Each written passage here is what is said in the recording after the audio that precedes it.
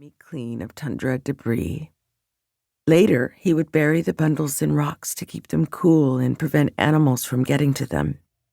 He carefully examined the meat and the organs as he worked, using all of his senses to look for signs of disease that would make the animal unfit for eating. One animal showed signs of having been attacked by a bear recently, and a couple of the wounds were not healing right. He could see the sickness spreading from the wound into other parts of the animal. He set that one to the side, making sure it did not touch the others.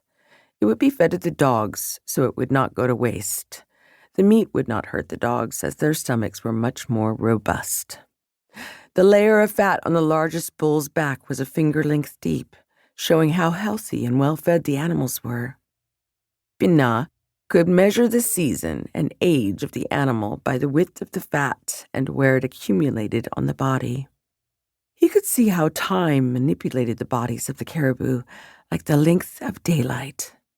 Every animal was bound by these changes in their bodies as the moons turned and seasons passed. That night, the boy lay down on his mat under the cooling light of a stubborn sun. Thoughts, like panicked ground squirrels, scurried through his mind. He ran his fingers lightly along his bow, watching how the smooth wood gleamed in the light, pearlescent with years of use. It had belonged to his two brothers. Each one had carried it before him. His oldest brother, Attao, had crafted it by hand. The boy had heard stories of how it had taken years to find the perfect piece of wood, with the right height, heft, and suppleness. His brother had chosen well. The sinew had to be changed often, but the wood itself never discolored or cracked.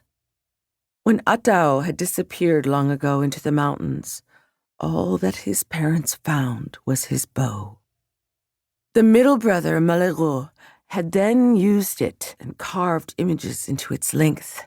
The carefully designed etchings depicted a love of the mountains, a reverence for hunting, and land animals in various poses. Behind each animal were carvings of the place and time of year the animals could be found.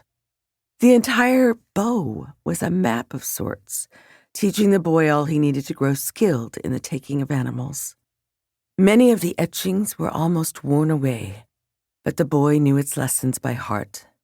Malheureux had also disappeared into the mountains, leaving behind only the bow and no clue to his fate.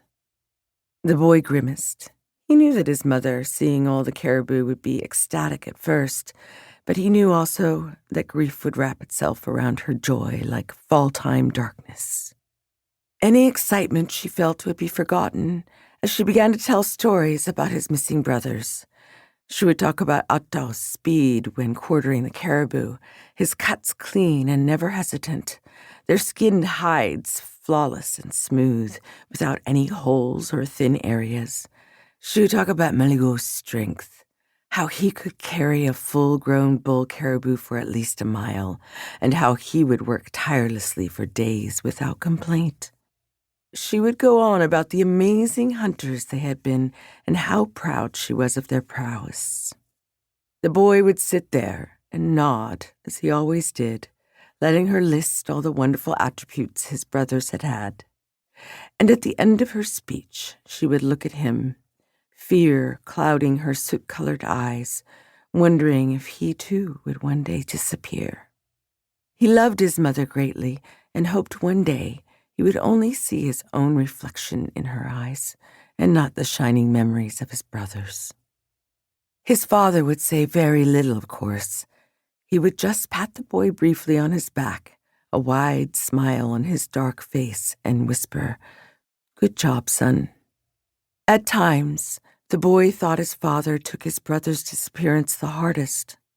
His silence became something you could almost see, a depth and heaviness in the air.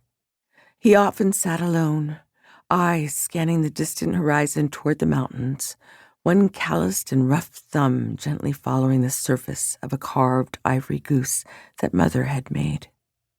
There was nothing more fiercely protective than a goose defending its offspring. He'd kept the carving tucked into the inner lining of his parka ever since his 2 older children.